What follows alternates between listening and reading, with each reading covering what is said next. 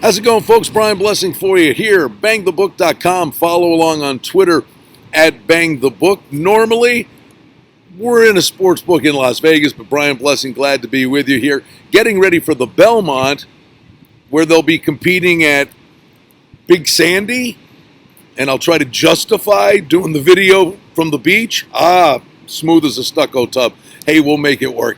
Follow along on Twitter at BangTheBook. Listen to the Sports Betting Podcast with our good friend Adam Burke. He's got you covered throughout baseball season. We'll have World Cup videos and all kinds of great events as football is right around the corner. All right, can Justify get it done in the Belmont? Draws the rail, 3-5 morning line favorite. And as we look at this race, we think of Justify winning the Preakness by diminishing lanes. 97 was the buyer, lowest buyer for Justify on a sloppy track.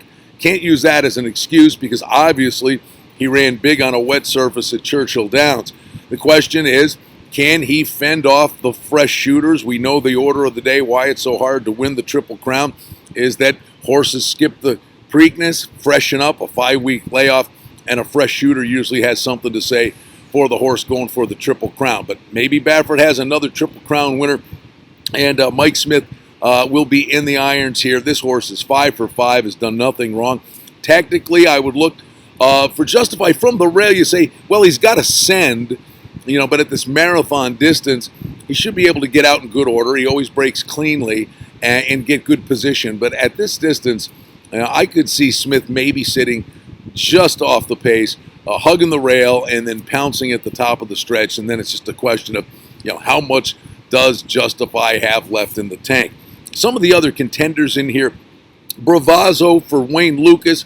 Lucas always seems to do this. I mean, the stable is nowhere near what it used to be, but he got Bravazo to peak out of nowhere and run second in the Preakness. And then you got Hofburg, who was kind of the buzz horse for the Kentucky Derby. And second in the Florida Derby, did have traffic troubles in the Kentucky Derby. And we'll see if with a smaller field and a clean trip, if Hofburg has something to say, the number 4. The irony of all ironies would be the number 5, Restoring Hope, another Bob Baffert runner. Could you imagine what would they say if he ever beat himself for the Triple Crown? This one does have experience in New York, albeit at Aqueduct, ran 3rd in the Wood. Gronkowski had an infection Derby week, didn't get to run in the Derby, will run here. The European Invader, the number 6 for trainer Chad Brown, who certainly knows how to get him ready. That will be the number 6 at 12-1. Tenfold is the number 7. I think this one is moderately intriguing. Was 3rd in the Preakness, but I think this is a horse that's rounding into form and could be sitting on a peak effort and be part of the trifecta, if not the exacta. The number 8 is Vino Rosso, and to me, this will be the main danger for Justify. Was actually my pick in the Kentucky Derby.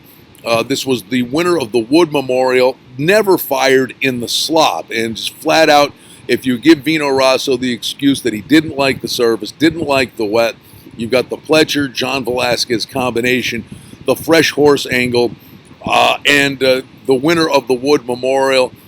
I think Vino Rosso could be the main danger to Justify here. Blended Citizen is the number 10. Here's another guy you got to watch closely. And this is a closer for Doug O'Neill, who out of nowhere seems to get him ready to fire big races. And I think the 10 Blended Citizen has an opportunity to round out some of the numbers underneath. But, I'm going to go with Justify to get it done here. I just think that unless he completely is worn down, he remains the class of the 3-year-old crop. Mike Smith knows what he's doing.